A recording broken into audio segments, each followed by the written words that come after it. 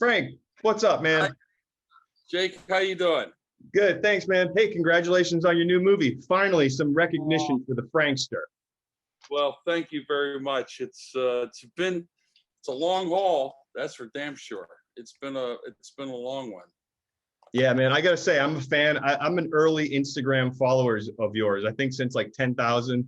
Oh Every wow. day, man, you inspire me. I'm like, if Frank's up at 5 a.m. pumping iron, I'm like, what am I doing? I'm like, it's time to get motivated here, brother. Yeah, absolutely. Yeah, it's been a good this movie basically. Are we started yet? Yes, we're starting. I recorded. We're on. Okay, cool. I mean, this is the first. Everyone's been telling my life story about myself, so this is basically the first time I've been able to have my story told in like 44 years since Rocky came out. So it's kind of interesting because, having a career that started in 1965 by the time Rocky came out, I've been playing professionally for 12 years, doing good, had a record deal and all that stuff, and it was going great. And then when Rocky came out, I think people thought I just picked up a guitar that afternoon. Right. You had already cut your teeth for years in the clubs Oh, doing these like yeah, club gigs, yeah, starving musician. yeah, And yeah, people are yeah. just like, oh, that's Frank. His brother gave him that gig. It's like, no, I've Yeah, been doing this for a decade. yeah, exactly. So, at first it was a little interesting because there's no handbook in saying, okay, out of work, unemployed actor becomes the biggest movie star in the world overnight. I mean, there's no handbook for a guy like me because I don't care who it was. No one would have been able to compete with the generation, with the inertia of that movie. You know what I mean? So, I Right. mean, nobody. It was like this phenom. I mean, all of a sudden he's an unknown actor that has two releases, and one in New York and one in California. And next thing you know, it's nominated for 10 Academy Awards, which is just crazy.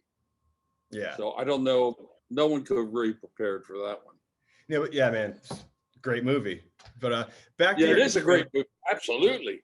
Yeah, Frank, I gotta say, you really know how you're great at social media. Like, I don't know if you're gonna post a song. You have the perfect combination of like personal pics, throwback pictures, your music Yeah. stuff, and your post today. You inspire me. I'm wearing this Western shirt. There you go, man.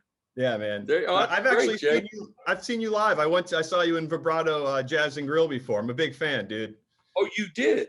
Oh, Yeah, yeah. It's a wonderful. funny story. I heard the song "Far From Over" and I'm like, what? I've never heard before. I'm like, Frank, this is Frankie. He's playing on Wednesday. I went up there. I saw it. I didn't buy a ticket. I just showed up like kind of late. They Yeah, yeah. sat me and my girlfriend directly in front of you on the stage. So I'm Oh sitting my there. I, God. I'm eating this Wow. like artichoke heart, and I've Yeah, never ordered it before. Fancy Beverly Hills place. yeah, And of course. I'm Yeah. like chewing on the rind. I don't know how I'm supposed to eat it. I got all these people looking at me. You're right there, so it was a great experience. It's So such a far cool from spot. over, right on top of you. Yeah. Wow, Yeah, that's great, man.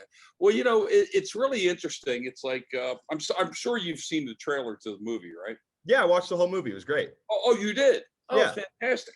Yeah, and the thing is, I find the movie, again, I wasn't involved as far as I just it was like, one of those interesting situations that I knew all these people. I called in a lot of favors, of course. And then what happened was I wasn't there when they did the interviews. I said, say whatever you want. I mean, if you think I was an asshole 40 years ago, whatever, that makes the thing more interesting.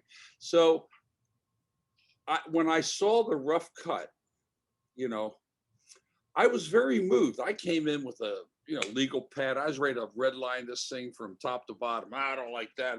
I don't like the way I look in that. And all of a sudden, after 5 minutes, I forgot it was actually about me. yeah. I Wow. was engrossed in the story. I'm just cannon fodder. I'm just in between. I was just engrossed in the stories by other people about me, but it was almost like I was in third person. It was very, very interesting, and I was very touched by some of the kind things that they said. Yeah, it was very cool to see your old band Valentine have a little semi Oh reunion too. God, yeah. How Yeah, about that? you guys have some hits. I'm surprised you're not bigger in like the yacht rock circuit because I listen to those songs and I'm just like, man, these are pure hits, man. These are jams. I have a guy. They've put there's two yacht rocks, or Yacht Rock. Okay, there's two guys, and he loves my stuff. He plays it, and then there's the other Yacht Rock. But that first solo album I did, they were so jazzed on that album. This was my first solo album that they intercut 5 songs on the B side of, which people won't know, the 45. Okay. And they thought there were so many hits on the record that they wanted to intercut 5 of the songs. And unfortunately, the album didn't do that well, but I'm proud of the album. It just, my first solo album, it didn't do that well, but such is life. Waking up. Waking up. I've had your song stuck in my head all week, Frank.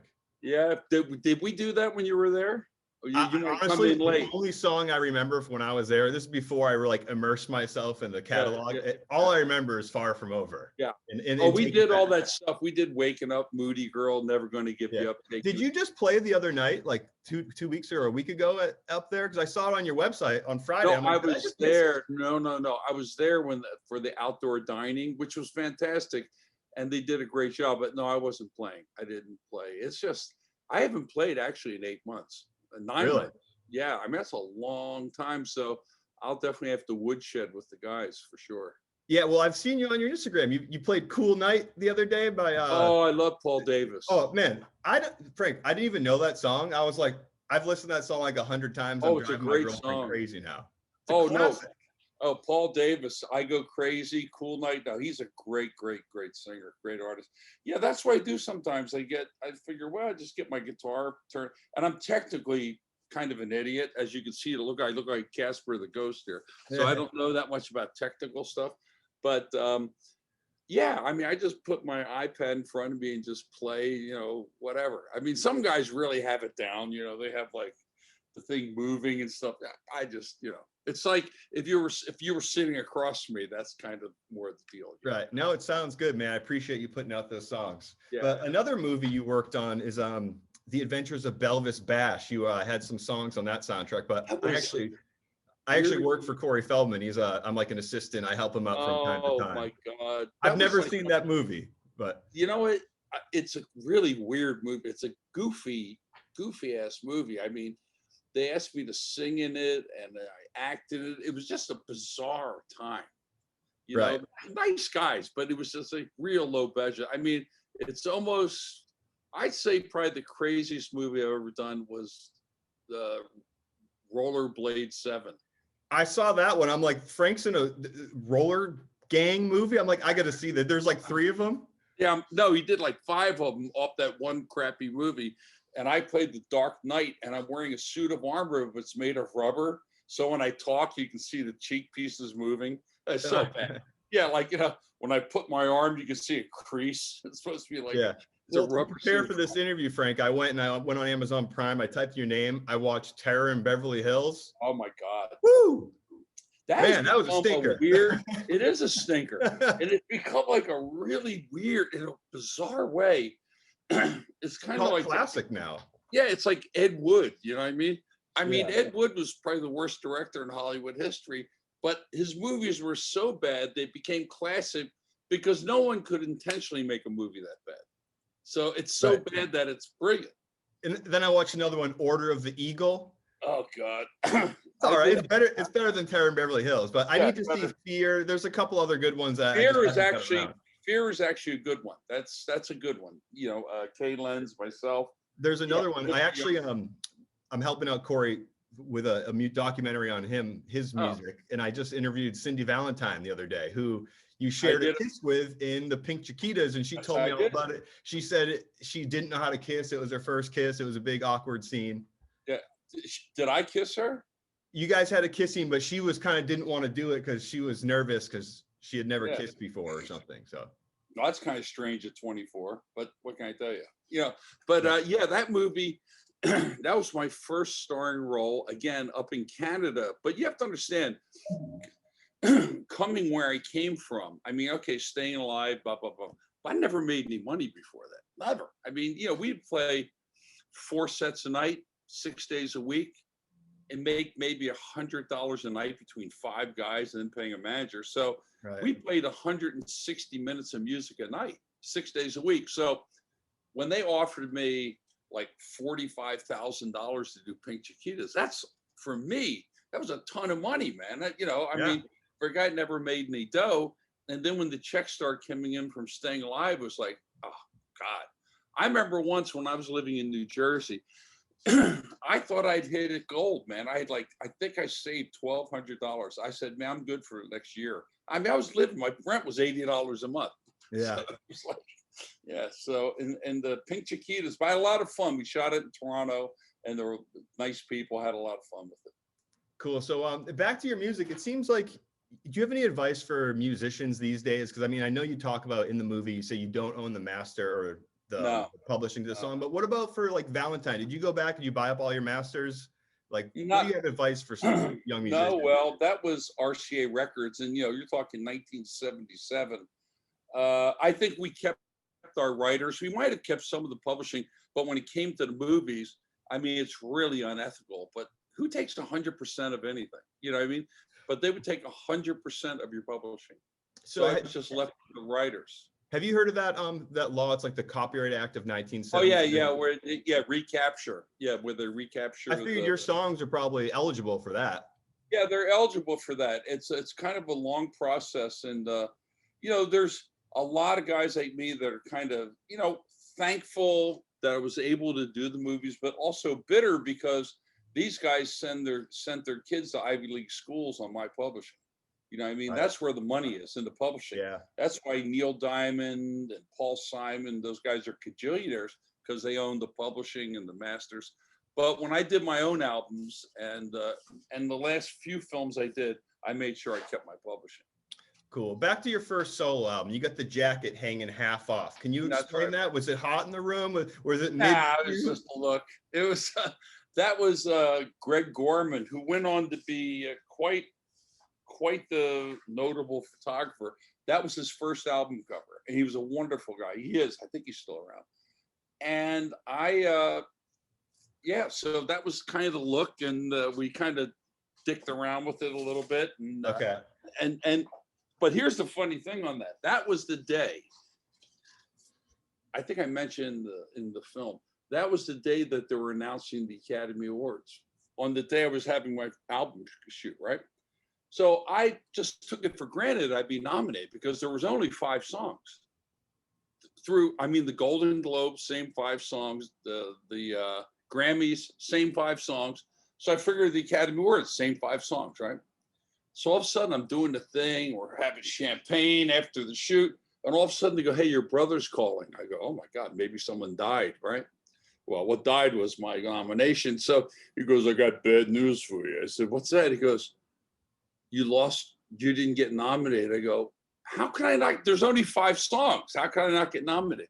They took my song, which was #1, and replaced it with the song that never charted by Barbra Streisand. So Barbra Streisand had 2 songs from Yentl, which I compare to Terror in Beverly Hills. Okay, right. So I mean, yeah, so that's what happened on that thing. So that I was like kind of pissed off because I always thought Maniac was going to win because I thought Michael Cimbello is a good friend of mine, but I thought it was a great song. I thought Far From Over was too, but I thought I wouldn't win, but it would have been nice to be nominated. Just you deserved it. 2 brothers nominated for Academy Awards, one in music and one in acting, would have been kind of cool. But yeah, 2 brothers, very skilled, just different skill sets. So you guys are a talented Stallone family, Frank. Yeah, thank you very much. Yeah, it was just one of those things. But that I would have loved to have had that. But I was in consideration for an Academy Award for Best Song, and for Barfly I was in consideration by the Academy. But that that in here. 10 cents will get you, nowhere. Yeah. So you're a big collector, on your Instagram, you're always posting very cool boxing stuff. I learned it's like a history lesson. So you own all that stuff, or you just grabbing it from a site? That's mine. And how do you even find this stuff? People must send it to you, or? Well, not really. I mean, I'm pretty astute in classic boxing. And, in the older days, they'd have, collectors, all of a sudden you start knowing this guy, knowing that guy, this guy's into Jack Dempsey, this guy's into this guy, and that, and all of a sudden you start going, well, I'll trade you Benny Leonard for a battling Levinsky or something like that. And then you find out, and It's just that it's kind of last of the sports that were really for the downtrodden. You know, in the early part of boxing, it was the Irish and the German. You know, Irish and English and German. Then came the Jewish population. There were many Jewish world champions, really great fighters. Benny Leonard, Abe Goldstein, great fighters. Then came the Italians around that time. So the great fights where the Italians and the Jewish guys would fight in the garden. They would pack it because they were like neighborhood guys. It was like bragging rights. Yeah. But then everyone wanted to kick the shit out of the Irish, so because they were the cops. So the Jewish and the Italian guys would want to fight the Irish police. So yeah, like, keep it up, man. I love learning about this stuff from your page. It's great. no, it had a lot to do with the social atmosphere at that time. You know, I mean, boxing is not for rich kids. I mean, guys that graduate Yale don't go into boxing. It's usually guys that had to, you know, quit work in the 4th grade and go help support their parents. And that was, you know, that was their way out of the ghetto, so forth. But I really enjoyed it. It's one of my hobbies. Yeah. Speaking of boxing, you were in Barfly. You threw a couple punches with Mickey Rourke. Oh yeah, quite a few punches in that thing. Did you get to meet Charles Bukowski on the set of that? I know he was a bar patron. I did, and first of all, okay, I didn't even know who Charles Bukowski was. You know, Jack Kerouac, I knew. You know, so guys like that. You know, Jim Carroll, things like that. Yeah. But I didn't really know anything about Bukowski, and I didn't realize he was kind of sitting next to me. He was right at the bar. I didn't even know it was him. He was just some old pockmarked drunk guy, you know. Yeah, drunk guy. I mean, everyone in that bar they were the real patrons. They had all like done serious time in prison. I said, I did 20 years, this guy did that. I said, so they were the patrons of this local bar, and they were actually very nice people, you know. And so Bukowski was sitting there, and I didn't know anything about him at all. It's just be the bad bartender. Right. Well, and you know what's funny? The 2 movies I've been in that I had the same name, and I only had a mustache in 2 movies was Tombstone, Ed Bailey, and Barfly, Eddie the bartender. Only 2 movies out of 76 movies where I had a mustache, and both had the same name. Oh, wow. Yeah. Bring back the stash, Frank. Bring it back. Oh yeah, man! Bring back the Harry Reams porno stash. Yeah. Yeah. So back to your solo. Were you happy the way it came out? Because I know John Lennon died. Harry was producing it. Like, are you happy with the final album? Well, Harry produced the single. That was before my album. That was like John Lennon died, what, 80 or 81? 80? I'm not sure. Well, it's 40 years ago. I think it was 80. Okay, 80. And I was such a big fan of Harry Nilsson. I adored Harry Nilsson for years and years. And then when I found out, when I moved into my brother's house, that he was our next door neighbor, that's what made it great. But it was very interesting that I'm in the studio recording, and I'm looking through a glass and going, what the hell's going on in there? And I'm getting ready to sing. And, you know, Harry hit the playback. He goes, John's dead. I go, John who? They go, Lennon. I go, oh, Christ, here we go. Oh, this is going to be bad. Everyone in that band that played on my record played with John Lennon. Oh, wow. Klaus Vormann, who knew him back in Germany when they were the Silver Beatles. I mean, you know, Jesse Ed Davis, Jim Keltner, they all knew John, and Harry especially. So it was terrible. It was very, very sad. Very, very sad. I mean, it was like the worst thing that could happen, you know, in a recording session. Right. You know that your brother's opened a lot of doors for you. Probably gotten some backstage passes. You've done a lot on your own. But what's the best concert that you've witnessed in your life? Oh God, there's a few. The band, which was great. The band, the Lovin' Spoonful, my favorite group. Of course, Paul McCartney was great. You know, I'd say the Stones, maybe the greatest. The Who. I've seen them all, but I saw them in their prime. I didn't see them like, when guys died and they replaced them. I saw the original groups, and the Rolling Stones are pretty awesome, man. They're still awesome. I tell my nieces, I said, you know what? Before one of them croaks, next time to go on concert, if you have to ask your father to get front row tickets, go. Yeah. You'll see exactly how it's done, how it's supposed to be done. I mean, that's, if you want to see rock and roll 101, that's it. Yeah. What about you, Frank? What's next for you? When are we going to hear the Gavin Newsom diss track? I'm waiting for some new songs. Bring back Rambo. We need Rambo to save us from this communist China taking over America, Frank. Yeah, let's have Rambo come and take over California. Go, brother. There you go, man. It's funny. I just watching my stuff. I get political, but I'm not really political. I'm very patriotic because I come from a different era where everyone was patriotic. Everyone loved the country. I mean, on Veterans Day, flags. Every house had a flag. Every house had a flag.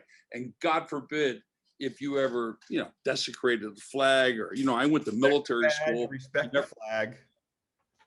Yeah, respect your parents, respect your fellow neighbor. And, because I lived in a somewhat multicultural neighborhood. We had the Jewish section, the Irish section, the Italian section, the Black section. Not many Latinos in those days where I was. But, we all kind of coexisted and got along. But I think one thing we all had in common, we're all patriotic because all our fathers were in the war. Yeah. Grandfathers were in World War I. So it's kind of like stranger in a strange land. Like now when I'm watching stuff on TV, like young kids with man buns, like beating up old people. Come on. I don't get it, man. I don't understand. Guys punching women out. It's just it's almost Escape from New York, isn't it? World's gone mad, Frank. It's like Rollerball meets Escape from New York, So that's about as political as I get, because I just don't quite understand what's going on. It's just it's got to be pretty cool. You played at Trump's casino, and now you're actually friends with the sitting president. So you're a history buff. Well, yes, I did. I remember I did play his casinos, and I must say the checks did clear. So he's pretty good. And he was always, he was at my brother's 50th birthday party. They've been friends for a long, long time. And to meet him, what it is, it's like John Wayne. There's some people that have, like when John Wayne came on the screen, that's all you saw was John Wayne. Mm-hmm. There's certain actors that have that. Well, he has that. When he comes into a room, it's because he's a big guy. He's like 6'3". So he's one of the guys that sucks the air out of the room, but he's very polite to everybody. He's kind of congenial. So I don't, I know it's unpopular to like him, but I liked Obama too. I like a lot of people. That's what I like about you, Frank. You're not afraid to speak your mind when we're living in this crazy cancel culture. So keep it up, brother. It is a cancel culture, and it's kind of sad that people, that have, a point of view lose their careers, which to me makes no sense at all. Yeah. I've had people, matter of fact, I will leave nameless, but one of the people in my band that's in the movie unfriended me on Facebook. That was my best friend. I've known this guy for over 50 years. We played together for 8 years in a band. And I said, what'd you do that for? He goes, well, because I don't like Trump. I said, well, what's that have to do with our friendship? I've known you 50 years. Yeah. How would you like if I said I didn't like Hillary and I blocked you? I didn't do that. So that's how silly it can get. And it's crazy. In every election, no matter what, since I've been born, there's always going to be discrepancies. I remember they didn't want Kennedy to be president because he was Catholic, which makes no sense to me. But yeah, that's how. I hope this isn't a soft spot, but I noticed that Vince Dicola was in the documentary. Did he not want to contribute? No, I just had a kind of a falling out with him, and I just, I wanted to have people, but I did have people in there. To say this, my manager, who I hadn't talked to in 30 years, was in it. Yeah. I wanted him to be in. I thought it was important. Vince Dicola is a little piece of my life. Right. The guys that were in my band were with me for 8 years, and then the other band in 1965 is what made me whatever I am today. But I had my manager in the group, and that was kind of Vince. Yeah, Vince Dicola, listen, it's a thing. But he's an extremely talented person. I'll never take that away. It's just that we just don't jive. And, I heard he's not doing well, which I feel bad, but that's life in the big city. But the few people, now I got people going, hey, how come you didn't call me to be in the movie? I said, because you're not going to contribute anything. I've known you like 2 weeks, you know what I mean? Right. So, but you get that on my list. Thank God my mom was in it. I would like to have my father in it. The sad thing is I would have loved to have my friend Jody, who was my bass player, in it, but he died. So, about 5 people have died in the movie since, you know. Yes, and my condolences, Frank. Oh yeah, well, you know, my mother lived a good life. She lived almost a month short. She had 99 and still drove. Wow. Still drove and exercised every day. So, you know, what they say. That Yeah. I am too bad. That's a pretty good run. I think that's about it, brother. I think that's about it. I guess to close, I just say, this is the end. You made your choice, and now my chance is over. It is over. Well, thank you so much for having me on the show. And great. I'm really looking forward to the movie, for people seeing it. And it's really kind of a blessing and a pretty wonderful thing at this point in my life to have a movie about your life. Absolutely, man. And congratulations. I look forward to it. Thank you, Jake. God bless, man.